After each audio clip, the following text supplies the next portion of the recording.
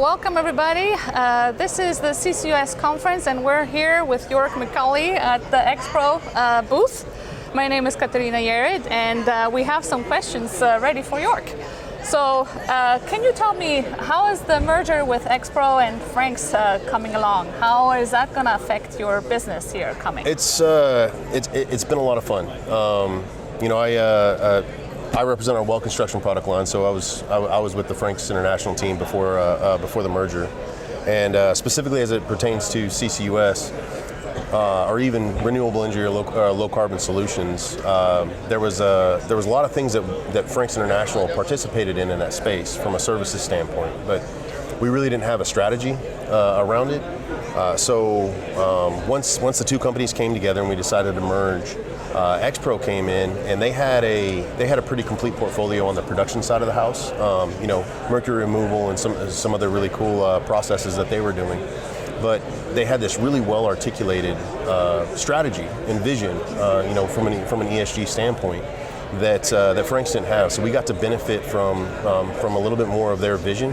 Helped us refine our strategy and really define where we wanted to be in the space. So, the two companies coming together, it's been fun. It's been challenging, a little dynamic, but I mean, really, it's the well construction side of the house is really benefiting from Expro's strategy and vision that they had in the space, and I believe the Expro side of the house, or the older Expro side of the house, is kind of benefiting from the footprint and the ways that well construction can participate already today in those operations. Mm-hmm. So it's been fun.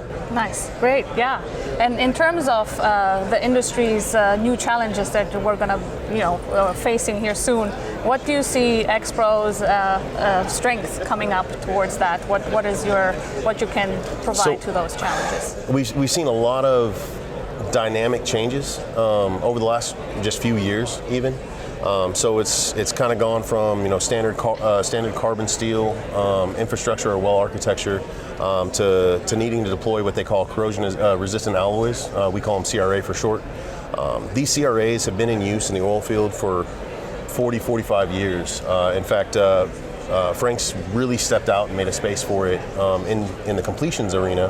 Back in 1989, we patented our fluid grip tong system, which is a completely non-marking tong system.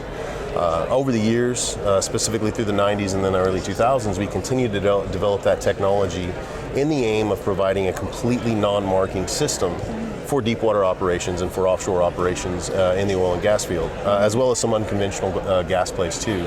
So that architecture has now creeped into CCUS, and the demands are very much the same, except CCUS has this really crazy dynamic now there where the operators are responsible for those wells for up to 100 years.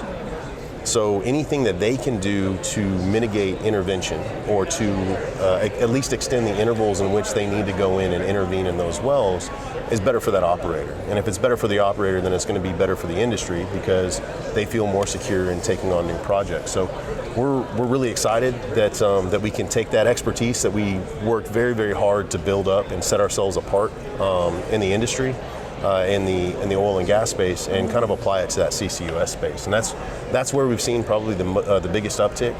There's also other aspects of it, control line handling. Mm-hmm. We have a very, very broad suite of technologies in that portfolio. Again, directly applicable to CCUS. The next piece, and the piece we're really trying to put together now, and we've had some very early success, specifically in Northern Lights over in the North Sea, is bringing in the entire breadth of the portfolio. So, and that's we're talking fluids, and we're talking well flow management. We're talking our CATS wireless monitoring systems, where you can look at CO2 plume in the near term, but then long term you actually have advanced leak detection. So once we can tie all those together and really deliver the full package, utilizing that technology that's been developed for the oil and gas sector, it's a really complementary and kind of exciting thing for us that we're looking forward to doing. Very nice. Yeah, and you were talking about the well construction product line. How is Expro set up with that to withstand here the new changes in dynamics? Yeah. So well construction is basically everything that was Frank's International, and Frank's International Largely, we're known industry-wide as a TRS company. That's what the company was founded on. That's what they built their name on. Over the years, or recently, actually since 2012, 2013, we've acquired several other companies as well. So we have, Blackhawk Services became part of our cementation line, our lineup. They have great cement heads. Again, very offshore focused, but they also have a very good niche onshore offering and shelf offering with our rotating plug launcher, which again all leads to better well integrity because you can rotate the string while you're cementing. They also have various casing accessories and downhole products and well intervention services from a retrievable test packer space. So there's a lot of things the well construction portfolio adds to Expro, which really played in the midstream and downstream portfolio. There's some of the upstream offering from the well intervention space online or on wireline, but the combination of the two kind of completed that portfolio.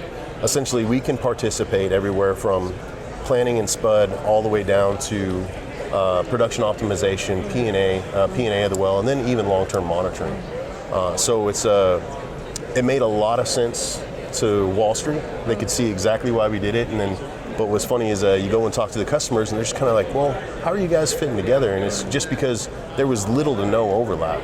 So what's really good, especially as the industry and our customer bases has kind of contracted, they're smaller groups of people and they're moving from different groups. So you might have a drilling engineer that's next to a reservoir engineer.